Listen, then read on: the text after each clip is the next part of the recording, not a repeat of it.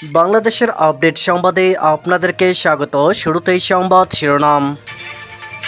শুরুতেই জানিয়ে দেব একটি গুরুত্বপূর্ণ ভয়ঙ্কর সংবাদ। ঢাকা রাস্তায় বিএনপির নৃশংসতা, তালেবানকেও হার মানালো। পিটিয়ে মারার পর দেহের ওপর নেচে উল্লাস, থাকছে বিস্তারিত প্রতিবেদনে।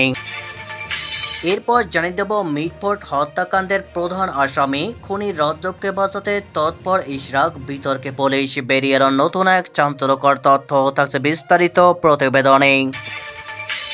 এদিকে মিটফোর্ডে ব্যবসায়ী হত্যা, সারা দেশের ছাত্রদল যুবদলে পদত্যাগের হিড়িক, থাকছে বিস্তারিত প্রতিবেদনে। সবশেষে জানিয়ে দেব বাংলাদেশ সরকারের অভিযোগে WHO থেকে ছুটিতে হাসিনা কন্যা পুতুল, তাকেও কি আশ্রয় দেবে ভারত, থাকছে বিস্তারিত প্রতিবেদনে। এতক্ষণ শুনছিলেন সংবাদ শিরোনাম, এবারে বিস্তারিত। ঢাকা রাস্তায় বিএনপির নৃশংসতা, তালেবানকেও হার মানালো। পিটিয়ে মারার পর দেহের ওপর নেচে উল্লাস। বাংলাদেশের রাজধানী ঢাকার জনবহুল এলাকায় দিনে দুপুরে এক ব্যক্তিকে পিটিয়ে ইট পাথর দিয়ে থেতলে হত্যা করা হয়েছে। খুনের পর মৃতের দেহের উপর নেচে উল্লাস করেছে গণহত্যাকারীরা। তার আগে মৃতদের বিবস্ত্র করে খুনিরা। প্রাথমিক তদন্তে জানা গিয়েছে হত্যাকারীরা কোনো ঘোষিত জঙ্গি বা নাশকতাবাদী সংগঠনের সদস্য নয়। তারা বিএনপির অঙ্গ সংগঠন, ছাত্রদল, যুবদল, স্বেচ্ছাসেবী দলের সদস্য। সমাজ মাধ্যমে ঘটনার ভিডিও ছড়িয়ে পড়েছে। তা দেখে বহু মানুষ বলেছে, আফগানিস্তানের তালেবান শাসনের রাজধানী কাবুলেও এমন ঘটনা ঘটেনি। তাছাড়া তালেবানেরা নিজেরা নানা অপশাসন কায়েম করলেও সাধারণের হাতে আইন তুলে নেওয়া একেবারে বরদাস্ত করে না। বাংলাদেশের পরিস্থিতি আফগানিস্তানকেও হার মানায়। ঘটনাটি ঘটেছে ঢাকার ব্যস্ত এলাকা মিটফোর্ড রোডে স্যার সলিমুল্লাহ মেডিকেল কলেজ হাসপাতালের সামনে রাস্তায়। নিহতের নাম লালচাঁদ ওরফে সোহাগ, বয়স 39 বছর। এই যুবক পেশায় ব্যবসায়ী। ঢাকা মহানগর পুলিশ জানিয়েছে, দাবিমতো চাঁদা না দেওয়ায় ওই ব্যবসায়ীর ওপর হামলা করা হয়। বিএনপির সমর্থকেরা দলবদ্ধ হয়ে মব সৃষ্টি করে ওই ব্যবসায়ীকে পিটিয়ে হত্যা করে। ঢাকার কোতোয়ালি থানার ওসি মোহাম্মদ মনিরুজ্জামান জানান, নিহতের বোনের অভিযোগের ভিত্তিতে 16 জনের বিরুদ্ধে মামলা রয়েছে। 4 জনকে গ্রেফতার করেছে পুলিশ। ধৃতরা বিএনপির সক্রিয় কর্মী। স্বভাবত এই ঘটনা বিএনপির নেতৃত্ব চরম অস্বস্তিতে পড়েছে। গত বছর আওয়ামী লীগ সরকারের পতনের পর থেকেই বিএনপির কর্মী সমর্থকেরা চাঁদাবাজি, সিন্ডিকেট রাজ কায়েম করে। আওয়ামী লীগ ময়দানে না থাকায় তারা একতরফা সন্ত্রাস, চাঁদাবাজি চালিয়ে যাচ্ছে। দল বহু অভিযুক্তকে গ্রেপ্তার করলেও পরিস্থিতির নিয়ন্ত্রণে আনা যায়নি। ঢাকার ঘটনায় বিএনপি নেতারা অত্যন্ত বিব্রত। ব্যবসায়ী ও বণিক সমাজে খারাপ বার্তা যাবে বলে মনে করছে দল। সমস্ত দল এই নৃশংস হত্যাকাণ্ডের চরম নিন্দা করেছে। মিটফোর্ড হত্যাকাণ্ড, পর্দার আড়ালে ইশরাক, অভিযুক্তকে বাঁচাতে তৎপরতা ও পুলিশের নীরবতায় তোলপাড়। পুরান ঢাকার মিটফোর্ড এলাকার রাজপথে প্রকাশ্যে সিমেন্টের ব্লক দিয়ে মাথা থেতলে নৃশংসভাবে হত্যার দৃশ্য এখনও কাঁপিয়ে দিচ্ছে বিবেকমান মানুষকে। ভাইরাল হওয়া সেই ভিডিও ফুটেজের সূত্র ধরে যখন খুনি হিসাবে যুবদল নেতা রজ্জব আলীকে চিহ্নিত করা হয়েছে, তখনই এই হত্যাকাণ্ডের পিছনে এক প্রভাবশালী রাজনৈতিক ছায়ার অভিযোগ উঠেছে। অভিযোগের তীর সরাসরি বিএনপি নেতা ও ঢাকা দক্ষিণ সিটি কর্পোরেশন সাবেক মেয়র প্রার্থী প্রকৌশলী ইশরাক হোসেনের দিকে। অভিযোগ উঠেছে, নিজের ঘনিষ্ঠ অনুসারী হিসাবে পরিচিত রজ্জবকে বাঁচাতে তিনি পর্দার আড়াল থেকে সর্বোচ্চ তৎপরতা চালাচ্ছেন, যা এই মামলার ভবিষ্যৎ ও ন্যায় বিচার নিয়ে গভীর সংখ্যা তৈরি করেছে। অনুসন্ধানের গভীরে রাজনৈতিক ছত্রছায়ার অভিযোগ। বিভিন্ন সূত্র ও সামাজিক যোগাযোগ মাধ্যমে প্রচারিত তথ্য অনুযায়ী হত্যাকাণ্ডের প্রধান অভিযুক্ত রজ্জব আলী কেবল একজন যুবদল নেতাই নন, তিনি প্রকৌশলী ইশরাক হোসেনের অন্যতম বিশ্বস্ত ও ঘনিষ্ঠ সহযোগী। ইশরাকের বিভিন্ন রাজনৈতিক কর্মসূচিতে রজ্জবকে সামনের সারিতে দেখা যেত। এই রাজনৈতিক সংশ্লিষ্টতাই এখন হত্যাকাণ্ডের তদন্তের প্রধান প্রতিবন্ধকতা হিসাবে আবির্ভূত হয়েছে বলে মনে করছেন অনেকেই।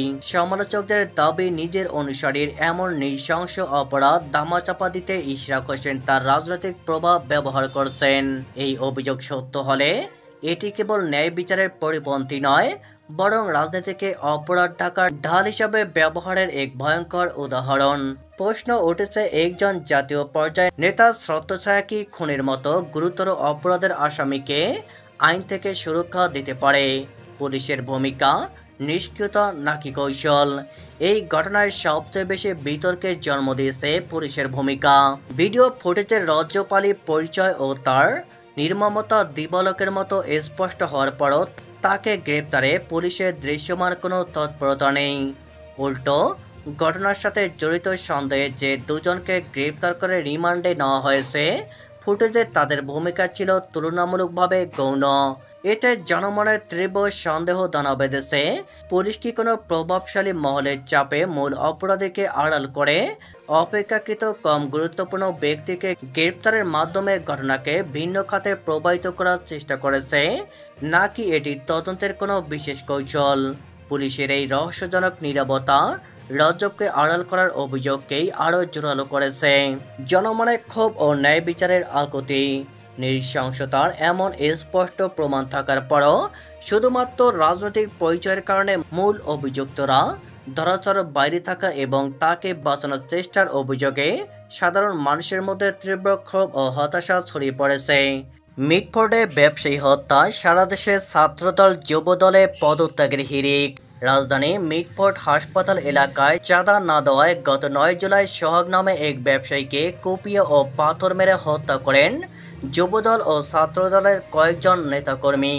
ওই হত্যাকাণ্ডের ভিডিও সামাজিক যোগাযোগ মাধ্যমে ভাইরাল হওয়ার পর সারা দেশে বিক্ষোভ শুরু হয়। এসব বিক্ষোভে সাধারণ জনতা ও বিভিন্ন বিশ্ববিদ্যালয় কলেজের শিক্ষার্থীরা অংশ নেন। এই ঘটনার পরিপ্রেক্ষিতে যুবদল, ছাত্রদল সহ বিএনপির অঙ্গ সংগঠনগুলোতে পদত্যাগের হিড়িক পড়েছে। এমনকি বিএনপির এক নেতাও ফেসবুকে পোস্ট করে দল না করার ঘোষণা দিয়েছেন। 12 জুলাই সকালে এই প্রতিবেদন লেখা পর্যন্ত সারা দেশে শুধুমাত্র ছাত্রদলের 15 জনের পদত্যাগের তথ্য মিলেছে। এছাড়া ইতিবাচক রাজধানী করতে এবং দলের শৃঙ্খলা রক্ষায় বিএনপি ব্যর্থ এমন অভিযোগ এনে যুবদল ও স্বেচ্ছাসেবক দলেরও বেশ কিছু নেতাকর্মী পদত্যাগ করেছেন। বাংলাদেশ সরকারের অভিযোগে WHO থেকে ছুটিতে হাসিনা কন্যা পুতুল, তাকেও কি আশ্রয় দেবে ভারত? বিশ্ব স্বাস্থ্য সংস্থা WHO দক্ষিণ পূর্ব এশিয়ার আঞ্চলিক কার্যালয়ের অধিকর্তার পদ থেকে দীর্ঘ ছুটিতে পাঠানো হলো সাইমা ওয়াজেদ পুতুলকে। শুক্রবার থেকে তার অনির্দিষ্টকালের জন্য ছুটি কার্যকর হয়েছে।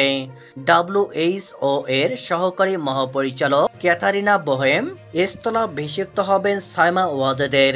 তিনি আগামী মঙ্গলবার থেকে দায়িত্ব নেবেন। সাইমার অপর পরিচয়, তিনি বাংলাদেশের সাবেক প্রধানমন্ত্রী শেখ হাসিনার মেয়ে। সাইমার অফিস দিল্লিতে। 2024 থেকে তিনি দিল্লিতে বাস করছেন। বাংলাদেশের দুর্নীতি দমন কমিশন জালিয়াতি এবং ক্ষমতার অপব্যবহারের অভিযোগে তার বিরুদ্ধে 2টি মামলা দায়ের করার 4 মাস পর WHO এই পদক্ষেপ করল।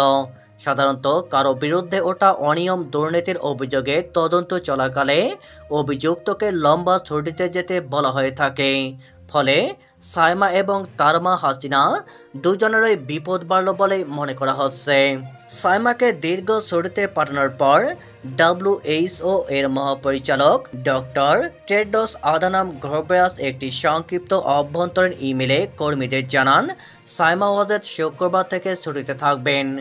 জল্পনা শুরু হয়েছে বাংলাদেশ সরকারের দুর্নীতি দমন কমিশনের মামলায় সেদের যদি হাসিনার মতো সাইমাকেও প্রত্যর্পণের দাবি জানায়, তখন কি অবস্থান নেবে ভারত সরকার? তারা কি হাসিনার মতো তার কন্যাকেও আশ্রয় দেবে? অবশ্য এইসব বিষয়ে বিবেচনা আসবে সাইমা বিশ্ব স্বাস্থ্য সংস্থার চাকরি থেকে সরে গেলে। বাংলাদেশ সরকারের দুর্নীতি দমন কমিশনের রিপোর্টের ভিত্তিতে সাইমাকে তার পদ থেকে সরিয়ে দেওয়ার সম্ভাবনা উড়িয়ে দেওয়া হচ্ছে না। বাংলাদেশ সরকার গত বছরে WHO-কে জানিয়ে দেয়, তারা চায় সাইমাকে আঞ্চলিক কর্মকর্তার পদ থেকে সরিয়ে দেওয়া হোক। তারা সাইমার প্রত্যর্পণ দাবি করলে ভারত সরকারকে সিদ্ধান্ত নিতে হবে, কারণ বিষয়টির সঙ্গে বিশ্ব স্বাস্থ্য সংস্থা জড়িত। ভারতই ওই সংস্থার সদস্য।